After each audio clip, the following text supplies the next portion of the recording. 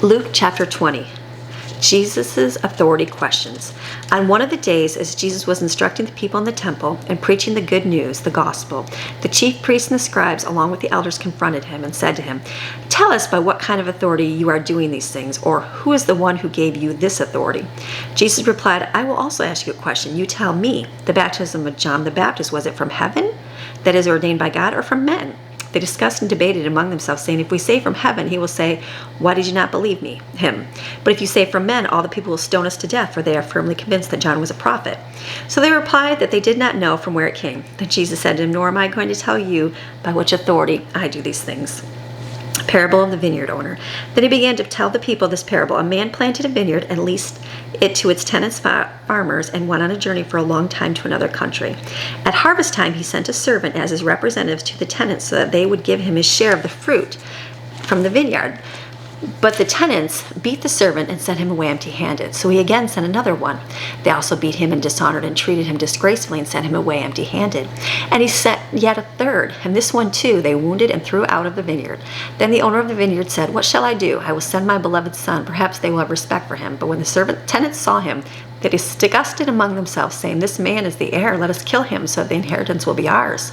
So they threw the son out of the vineyard and killed him. What then will the owner of the vineyard do to them? He will come and put these tenants to death, and will give the vineyards to others. When the chief priests come and the scribes and the elders heard this, and said, "May it never be." But Jesus looked at them and said, "What then is the meaning of this that is written? The very stone which the builders rejected, this became the chief cornerstone. Everyone who falls on that stone will be broken and shattered in pieces, and on whomever it falls, it will crush him." Tribute to Caesar. The scribes and the chief priests tried to find a way to arrest him at that very hour, but they were afraid of the people because they understood that he spoke to this parable against them. So they watched for a chance to trap him. They sent spies who pretended to be upright and sincere in order that they might catch him in some statement that they could distort and use against him, so they could turn him over to the control and authority of Pilate, the governor. They asked him, "Teacher, we know that you speak and teach correctly and that you show no partiality to anyone, but teach the way of God truthfully. Is it lawful according to Jewish law and tradition for us to pay taxes to Caesar or not?" But he saw through their trickery and said to them, "Show me a Roman denarius. Whose image and inscription does the coin have?" They answered, "The emperor Caesar's." He said to them, "Then pay to Caesar the things that are Caesar's, and to God the things that are God." They were not able to seize on anything he said in the presence of the people, and being unnerved at his reply, they were silent. Is there a resurrection?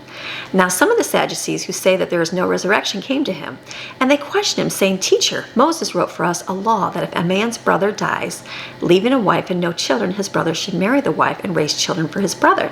Now there were 7 brothers, and the first took a wife and died childless, and the second and the third married her, and in the same way all 7 died, leaving no children. Finally the woman also died. So in the life after the resurrection, whose wife does she become? For all 7 had married her." And Jesus said to them, "The sons of this world and present age marry, and the women are given in marriage. But those who are considered worthy to gain the other world and the future age and the resurrection from the dead neither marry nor are given in marriage. And they cannot die again, because they are immortal like the angels, equal to angel-like. And they are children of God, being participants in the resurrection. But as for the fact that the dead are raised from death, even Moses showed in the passage about the burning bush, when he calls the Lord the God of Abraham, the God of Isaac, and the God of Jacob. Now he is not the God of the dead, but of the living. So these forefathers will be among the resurrected, for all live in a definite relationship to him." Some of the scribes replied, "Teacher, you have spoken well, so that there is no room for blame." And they did not dare to question him further about anything because of the wisdom he displayed in his answers. Then he said to them, "How is it that people say that the Christ, the Messiah, the Anointed, is David's son? For David himself says in the book of Psalms, 'The Lord, the Father, said to my Lord, the Son, the Messiah, sit at my right hand until I make your enemies a footstool for your feet.' So David calls him the Son, Lord. And how then is he David's son?" And with all the people listening, he said to his disciples, "Beware of the scribes who like to walk around in long robes, displaying their prominence, and love respectful greetings in the crowd marketplaces as chief seats in the synagogues and places of honor at banquets. These men who confiscate and devour widows' houses, and for a pretense to appear devout, offer long prayers. These men will receive the greater sentence of condemnation." This is your daily Bible chapter reading God's Word Monday through Friday. I'll see you tomorrow. Bye.